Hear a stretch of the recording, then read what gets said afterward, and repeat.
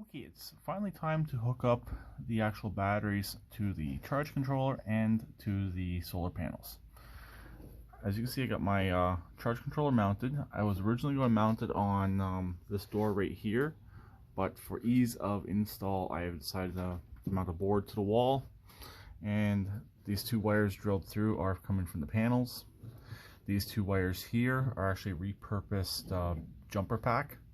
This is what the end used to look like.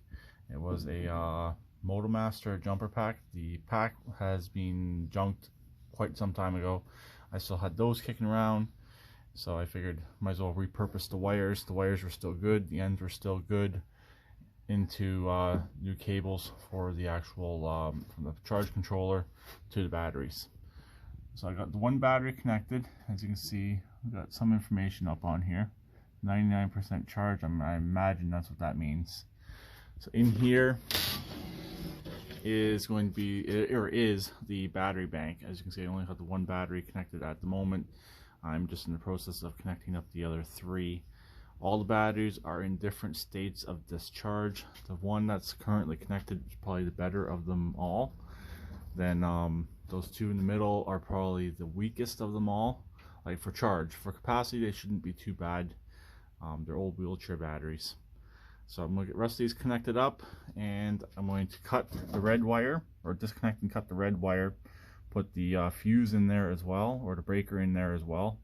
So get that done. Most likely I won't leave everything connected. I don't have the breaker for the solar side yet. It's still on its way. Hopefully it'll be here sooner than the shipping says it would be, but I really don't know. So I'm going to get that taken care of, get all these connected up. When I'm out here and I can monitor the system, I'll have it connected, but when I'm not out here, I'll probably have it disconnected and it will just sit idle. Most likely I'll just pop the breaker and the batteries won't charge. Okay, all the batteries are connected. I've had them all connected to the charge controller briefly, but I've since disconnected the main red wire right here from both ends. I'm going to cut it now and put the breaker in it. So as you can see, all my reds are in front, all the blacks are in back. I connected all my blacks first, then I moved up to the front and got all my reds connected. So everything is hooked up in series, so I continue 12 volts. I don't want a 48 volt system. I want to remain at a 12 volt system so I can run my 12 volt stereo system here. So that's the main reason why I'm sticking with a 12 volt system instead of going up to a 24, 36, or 48 volt. So I'm going to get the breaker installed on this wire right here. That will be my main kill to the batteries, but if I kill the solar to the batteries, all this will still work and the inverter will still work. So I'm going to get that done, and we'll come back whenever the setup's hooked back up. Okay, the batteries are now finished connected. I have my 80 amp circuit breaker right here. It's to the very first battery where it comes off of.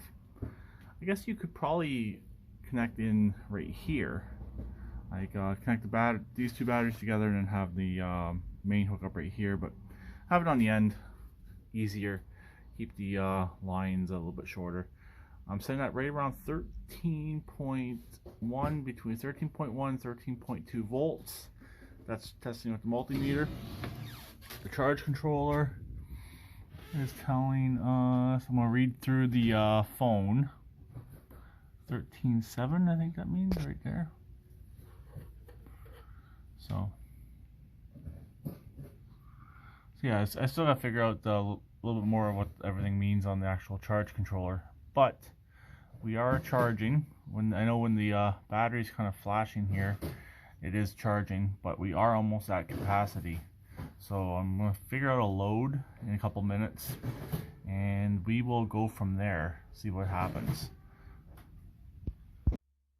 Okay, lastly, I got a 760 watt inverter. I'm going to connect it up to the batteries. I've already got the negative connected just to prevent as much shaking as I can. So I'm going to connect up the positive to the front battery here. Got sparks. Ooh, saw that on through the camera. And you press and hold to turn this thing on. There we go. So that's my watts or amps. There we go. 120 volts. Oh, there we go. 13.8 volts coming out the batteries. And let's get a load and we'll see what happens on this. Okay, I got a load connected. Some lights in the shop here. Let's turn on the inverter and see what happens. There we go. We're drawing right around 368 watts. And I got light. The fluorescent light is lit. So I might try this one right here next. Those are incandescent bulbs, not LEDs. And let's see what happens. Okay, these ones are on now. Let's see how much we're drawing on watts. 232 watts. Actually, the fluorescent draws more watts. There's 350, I think. So yeah, it works.